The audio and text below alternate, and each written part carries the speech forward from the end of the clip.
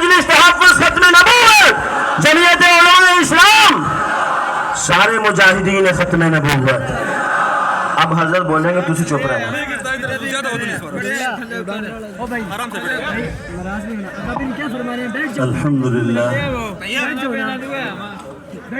الحمد لله وكفى وسلام على عباده الذين اصطفى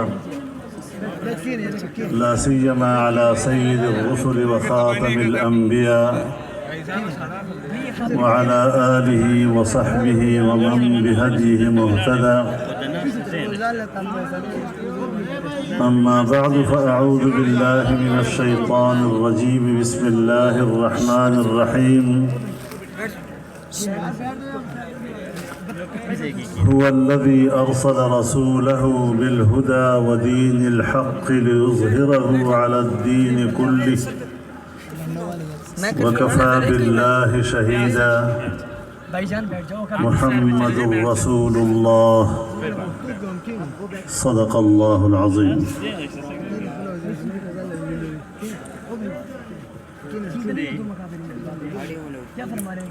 میرے مجلس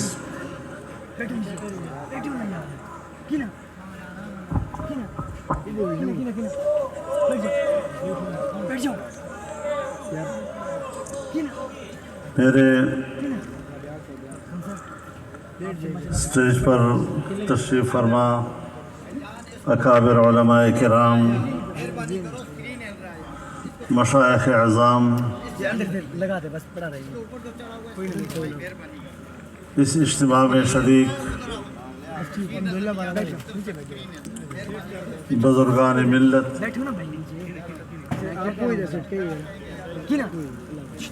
میرے بھائیوں، نوجوانوں،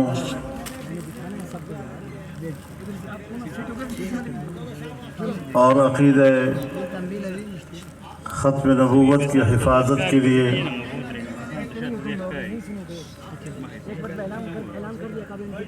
اپنی جان فدا کرنے والے مجاہدوں،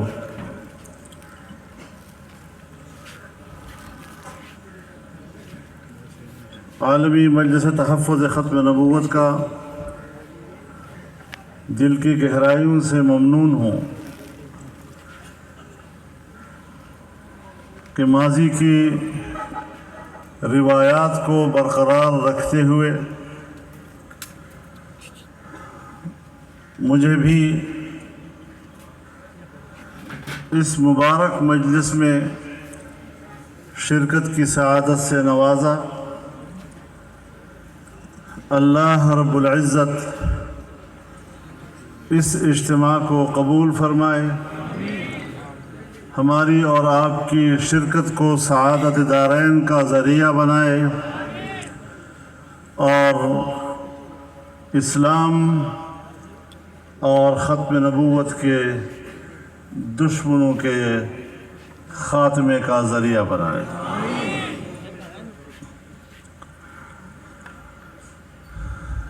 میرے محترم دوستو،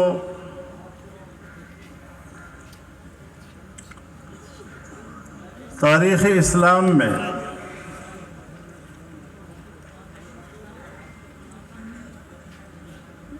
قادیان سے اٹھنے والا فتنہ یہ پہلا فتنہ نہیں ہے۔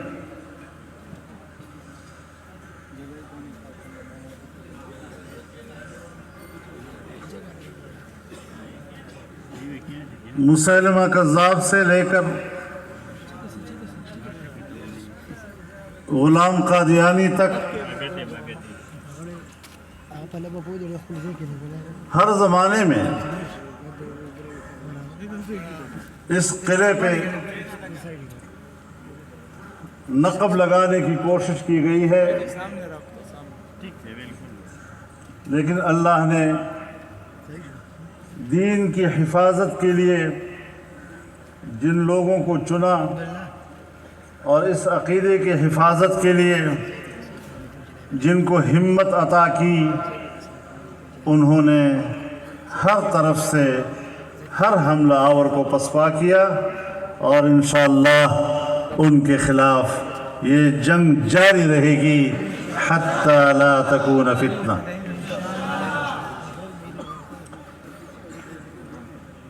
میرے محترم دوستو، جناب رسول اللہ صلی اللہ علیہ وسلم کا مقام اتنا بلند ہے کہ آپ کی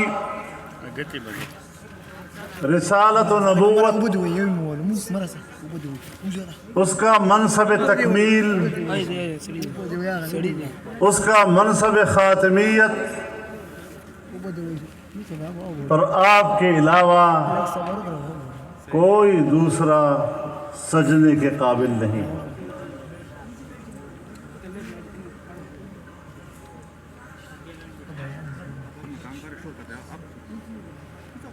قرآن کریم نے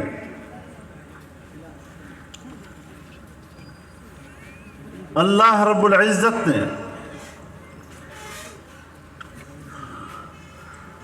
اپنی ربوبیت عامہ کے ذریعے اور اپنی الوہیت شاملہ کا ذکر جس انداز میں کیا ہے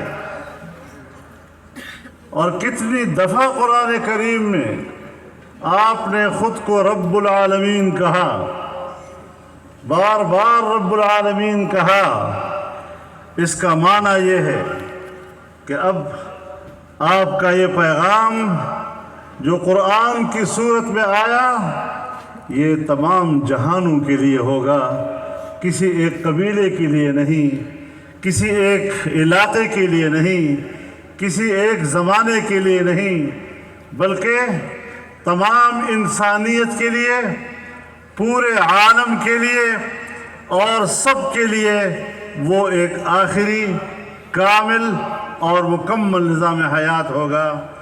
اور یہی وجہ ہے کہ جناب رسول اللہ صلی اللہ علیہ وسلم کی رسالت بھی اسی طرح عام ہے، اس کی عمومیت اور اس کا شمول اسی طرح ہے جس طرح رب پورے جہان کا رب ہے، آپ کی رسالت بھی پورے کائنات کے لیے رسالت ہے.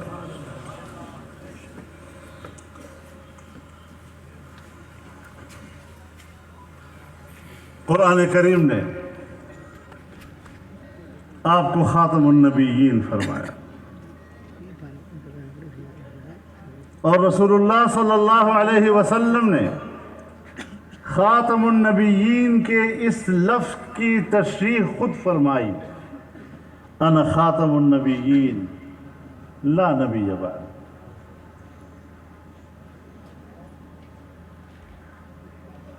تو قرآن کا یہ فیصلہ کہ آپ خاتم النبیین ہیں، اس کی شرح رسول اللہ صلی اللہ علیہ وسلم نے یہی کر دی کہ لا نبی بعد. معاملہ ختم ہو گیا. اب اس میں آپ کیا تعویل کریں گے، اس میں آپ کس طرح ہیلے بہانے کر کے اس کی تشریحات کریں گے، کس طرح آپ اس کے مفہوم کو تبدیل کریں گے. علماء کرام کے سامنے تو میں طالب علم ہوں، لیکن لا نبی بعدی میں نبی نکرہ ہے، اور جب اس میں نکرہ پہ لا نافیہ داخل ہو جائے تو پھر وہ عموم و شمول کا فائدہ دیتا ہے. یعنی اب کسی قسم کا کوئی نبی کسی بھی مفہوم کے ساتھ، کسی بھی تشریح کے ساتھ، کسی بھی تعویل کے ساتھ اب کائنات میں نہیں آ سکتا ہے.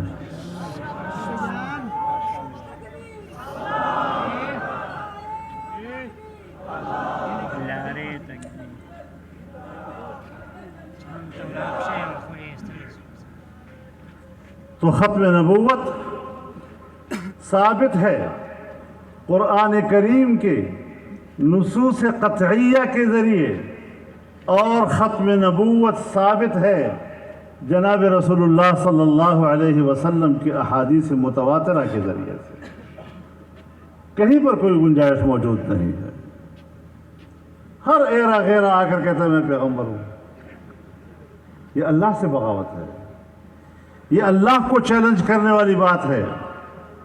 یہ جناب رسول اللہ صلی اللہ علیہ وسلم اور آپ کی رسالت عامہ، قل یا ایھا الناس انی رسول اللہ الیکم جمیعا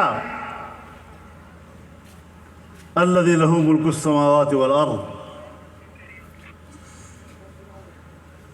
تمام انسانیت کے لیے آپ کو پیغمبر بنا کر بھیجا گیا اور اس کا اعلان کرنے کے لیے آپ کو فرمایا، کہہ دو اے لوگو، تمام انسانیت کو کہہ دیا انی رسول اللہ الیکم جمیعا۔ الحمدللہ الذی نزل الفرقان علی عبدہ لیکون للعالمین نذیرا۔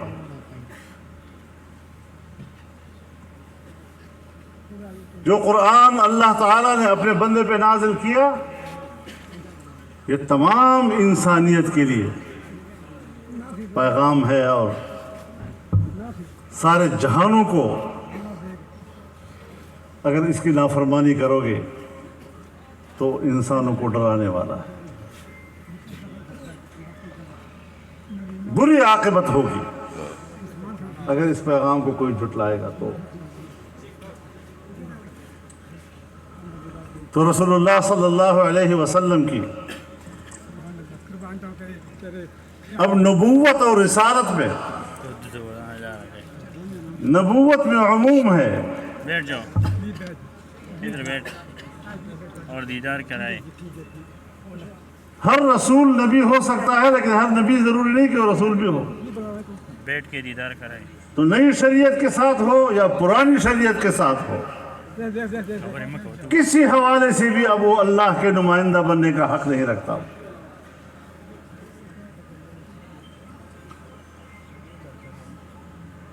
صاف اور واضح احکامات ہیں، ہم کہاں بھٹک رہے ہیں۔ اور پھر میں ایک بات خاص طور پر اپنے ختم نبوت کی مجلس کے دوستوں کے سامنے کرتا رہتا ہوں، یاد رکھیں اسلام ہم سب کا مشترک ہے۔ یہ فرقہ بندیاں ہماری اپنی بنائی ہوئی ہیں۔ اسلام آفاقی ہے، اسلام عالمگیر ہے، اسلام ہمگیر ہے، وہ ساری انسانیت کو اپنے دامن میں سمیٹتا ہے۔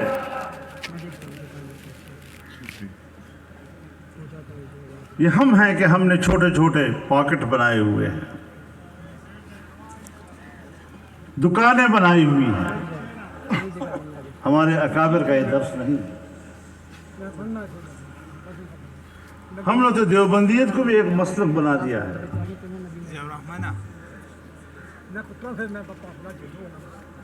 روٹی کمانے کا ذریعہ بنا دیا ہے۔ اور آپ جانتے ہیں کہ ہمارے اکابر کی جو محنتیں ہیں وہ امت کی وحدت کی۔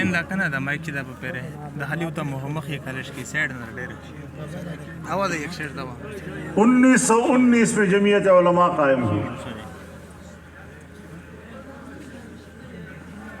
حضرت شیخ الہند رحمہ اللہ کی مالٹا سے واپسی سے پہلے اس کا پہلا اجلاس امرتسر میں ہوا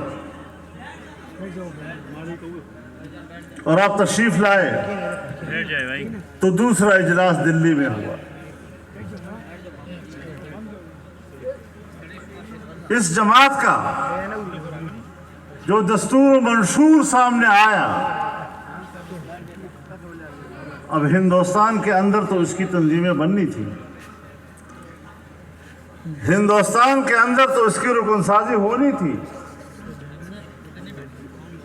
لیکن ایک دفعہ اس میں شامل ہے ابتدا میں کہ بلحاظ تبلیغ و اتحاد امت ہندوستان سے باہر بھی یہ تنظیم بنائی جا سکتی ہے۔ کتنا عالمگیر تصور تھا آپ کے ذہن میں. اور جمعیت علماء کے منشور میں آج بھی وہ دفعہ اسی طرح محفوظ ہے، آج بھی اسی طرح محفوظ ہے. تو جب اسلام ہم سب کا ہے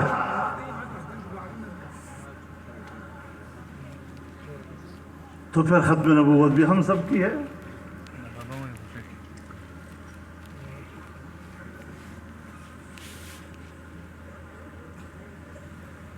لیکن میرا اپنا ایک نقطہ نظر ہے اور اپنے ماحول میں ذرا جرأت کر لیتا ہوں، ڈرتے ڈرتے بھی کر لیتا ہوں.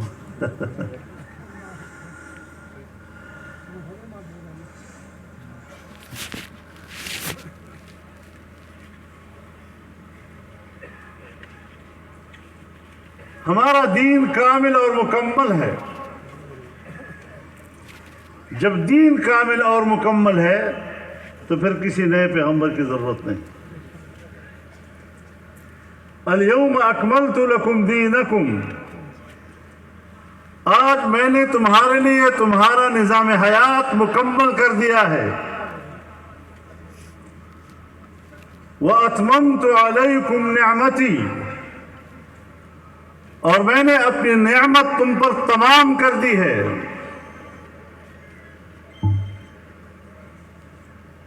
میں ایک طالب علم اپنے اکابر کا خوش اچین ہوں. میرے اکابر نے ان دونوں جملوں کا جو اپنے الفاظ میں اس کی تعبیر کی ہے، الیوم اکملت لکم دینکم، دین کامل، اپنی تعلیمات اور احکامات کے اعتبار سے دین کامل. وَأَتْمَمْتُ عَلَيْكُمْ نِعْمَتِي، اور میں نے اپنی نعمت تم پر تمام کر دی ہے. اتمام نعمت کے اعتبار سے یہ اس دین کی حاکمیت ہے اور اس کا اقتدار ہے.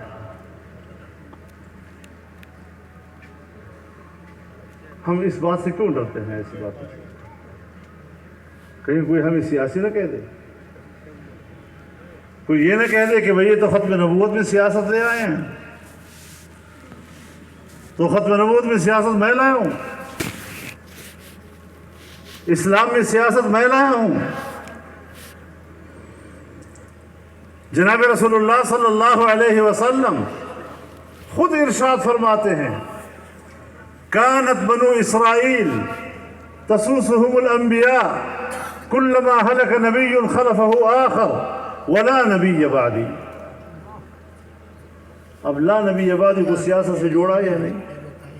لا نبی بعدی کو سیاست کے ذیل میں آپ نے ذکر فرمایا یا نہیں فرمایا؟ اور ہم ہیں کہ اس مخمصے میں مبتلا ہیں کہ اگر ہم نے سیاست اور ختم نبوت کو جوڑ دیا تو شاید پھر یہ متفقہ مسئلہ نہیں رہے گا. اسلام میں بڑا عموم و شمول ہے. اسلام بطور مذہب بھی تمام انسانیت کے لیے ہے، بطور معیشت بھی تمام انسانیت کے لیے ہے، بطور معاشرت کے تمام انسانیت کے لیے ہے، بطور سیاست کے تمام انسانیت کے لیے ہے. اور یہ ساری انسانیت کے لیے تمام شعبے مکمل ہوں گے تو پھر توثیق ہو جائے گی ختم نبوت کی.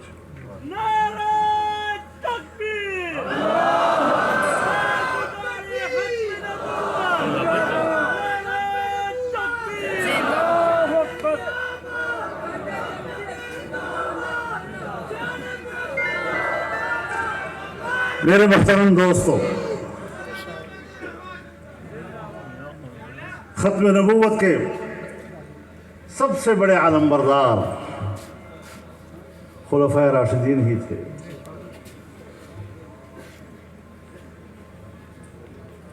صحابہ کرام کی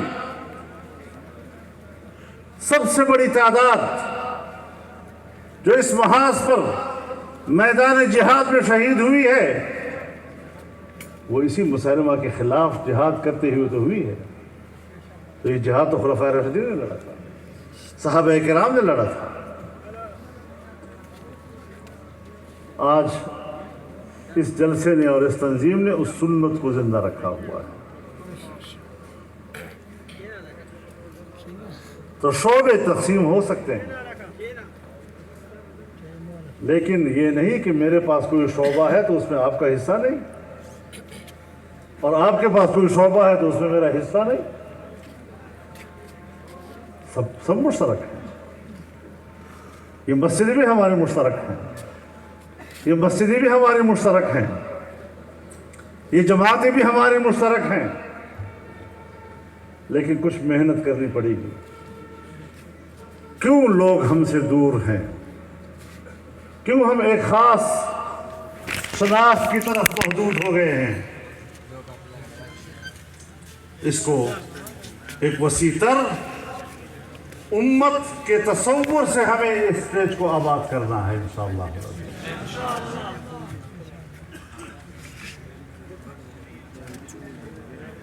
تو میرے محترم دوستو، مشکلات آتی رہتی ہیں، اس وقت دنیا میں ہے. آج مغربی دنیا نے جس طریقے سے قادیانیت کی پشت پناہی شروع کی ہے،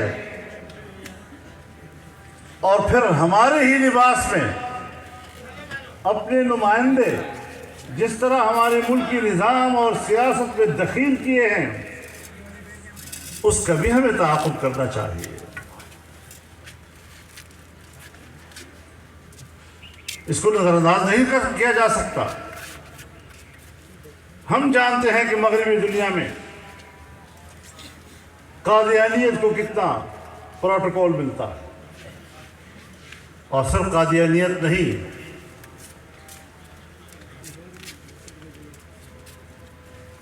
ہر وہ طبقہ، ہر وہ شخصیت، ہر وہ اسکالر کہ جو اپنی تشریحات اور اپنی تعبیرات سے اسلام کے چہرے کو مسخ کر سکتے ہوں، اور وہ اسی بات پر مصروف ہوں کہ اسلام کی وہی تعبیر کریں کہ جو مغرب کے لیے قابل قبول ہوں. مغرب آج انہوں کو اسی لیے سپورٹ کرتا ہے تاکہ اسلام کو پنپنے نہ دیا جائے، اس کے لیے مشکلات پیدا کی جائے. اس ماحول کو آپ بھی جانتے ہیں. کون کیا تعبیرات کر رہا ہے، کیا تشریحات کر رہا ہے شریعت، کن الفاظ کے ساتھ اسلام کا تعارف کرا رہے ہیں. اور ہر نیا تعارف اور ہر نئی تشریح، اس کے پیچھے تصور دیا جاتا ہے کہ جیسے یہ سارے مولوی حضرات تو بالکل ان پڑھ ہیں، یہ دقیانوسی قسم کی سوچ ہیں، یہ تو پرانے اپنے بزرگوں کے بس اقوال کو لیے بیٹھے ہیں، یہ نئی تشریح کی صلاحیت سے نہ واقف. لا حول ولا قوت الا باللہ. امت کا اجماع اور اس کے مقابلے میں ایک فرد کی گمراہ کن تشریح، اسے قابل قبول بنایا جا رہا ہے، اور علماء کے اس اجماع کو رد کیا جا رہا ہے. یہ کیوں کیا جا رہا ہے؟ تو ان چیزوں کو بھی ہمیں سمجھنا ہوگا، اور ہمیں اپنی قوم اور پوری امت کی رہنمائی کرنی ہے. انشاءاللہ العزیز ہم اخلاص سے کام کریں گے تو کامیابی ہمارے پاس ہوگی انشاءاللہ.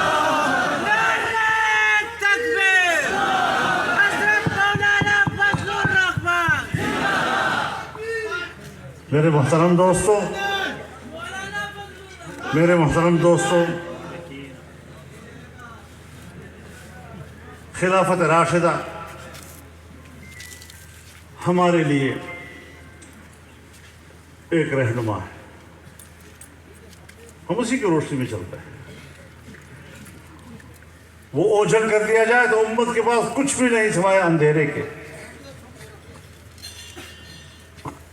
لیکن یہ خلافت اور خلافت راشدہ ہوا میں گھومتی ہوئی چیز نہیں ہے. یہ زمین پر نافذ العمل ایک نظام کا نام ہے. بڑی وسعت ہے اس میں.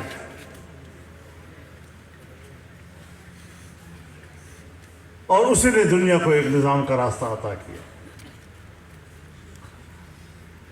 اگر ہم صحابہ کرام کی بات کریں گے، اگر ہم اہل بیت کرام کی بات کریں گے، اگر ہم خلافت راشدہ کی بات کریں گے، تو پھر اس کو مملکتی نظام کے طور پر کیسے اپنایا جائے اس حوالے سے سوچنا پڑے گا کہ رسول اللہ صلی اللہ علیہ وسلم کے دیے ہوئے نظام کو آپ نے کس طریقے سے روح عمل لانے کے لیے اقدامات کیے. تو اس وجہ سے ہم سمجھتے ہیں کہ جناب رسول اللہ صلی اللہ علیہ وسلم امام الاولین بھی تھے اور امام الآخرین بھی.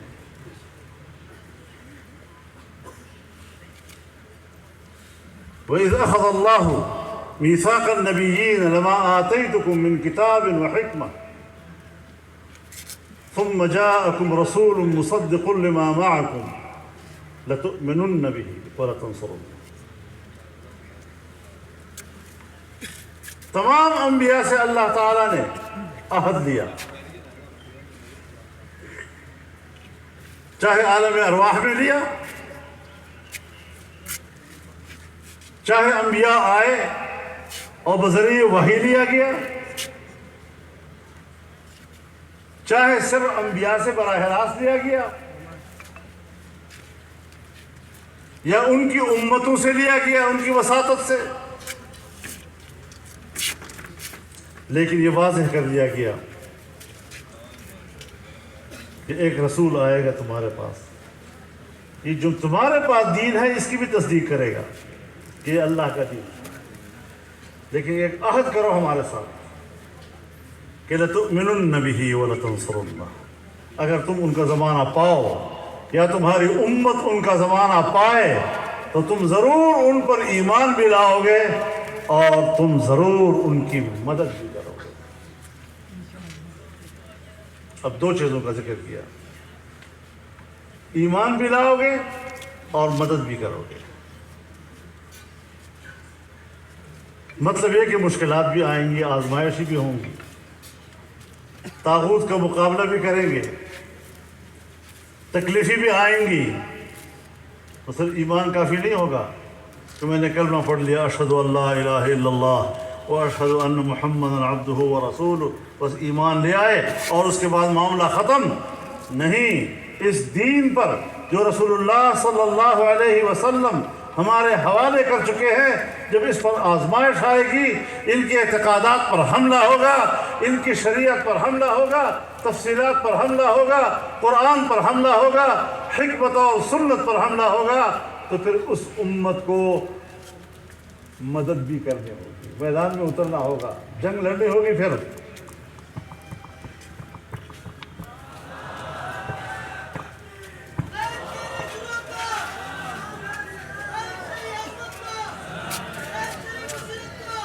تو اس کے لیے ایک مدد کرنے کا بھی عہد لیا. اور پھر اللہ تعالیٰ نے صرف یہ نہیں فرمایا لَتُؤْمِنُنَّ بِهِ وَلَتَنصُرُنَّهُ،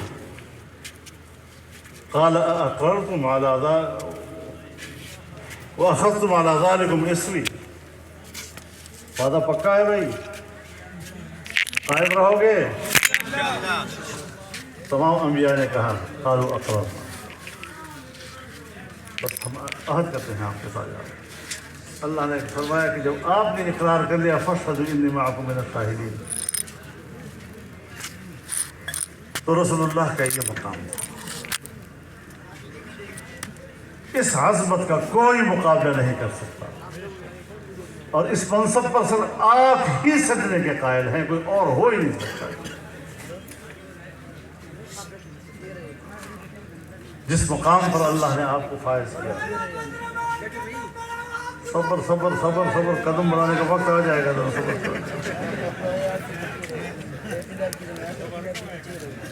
یہ مقام و منصب یہ تقاضا کرتا ہے کہ ایک تو ہمارا ایمان مضبوط ہو پختگی کے ساتھ، एक मजबूत कमिटमेंट के साथ हमें साथ देना होगा। और दूसरा, जब आपकी दीन पर कोई आजमाइश आए और मुख्तलिफ अतराफ से दीन के मुख्तलिफ शोबों पर हमले शुरू हो जाएं, तो फिर आपका फर्ज है फिर मदद भी कर, निकलना है मैदान में, घर नहीं बैठे रहना। लेकिन याद रखें, दीन की नुसरत, उस पे जो लफ्ज़ जिहाद है, उस जिहाद का तालीम भी कर लिया गया है। हर वो मेहनत, हर वो कोशिश, हर वो मारका जो इलाए कलिमतुल्लाह के लिए हो, वही जिहाद कहलाएगा। अल्लाह ताला हमें इन आजमाइशों से महफूज रखे, और अगर मुकद्दर में है तो फिर अल्लाह ताला इस्तिकामत नसीब फरमाए। ये वो महाज है जिसके लिए ये तंजीमें काम कर रही हैं, जमीयत उलमा काम करती है, खत्म नबूवत वाले काम करते हैं, मजलिस वाले काम करते हैं, और पूरी दुनिया में इस्लाम है, और पूरी दुनिया में अल्लाह ने अपने दीन के खादिम पैदा किए हुए हैं।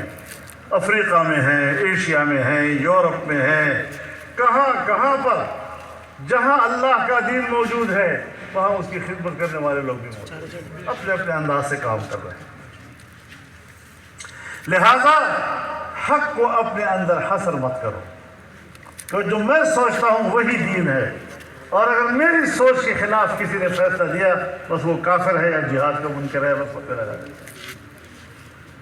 हर एक ने अपने हिकमत अमली के साथ इस मैदान में काम करना है, मजबूत होकर काम करना है, बाहमी रब्त के साथ हमने काम करना है, और इंशाअल्लाह अज़ीज़ ताउन और बाहमी रब्त का ये सिलसिला जारी रहेगा, और ये जंग इंशाअल्लाह हम जीतेंगे और अल्लाह ताला की मदद के हक़दार बनेंगे।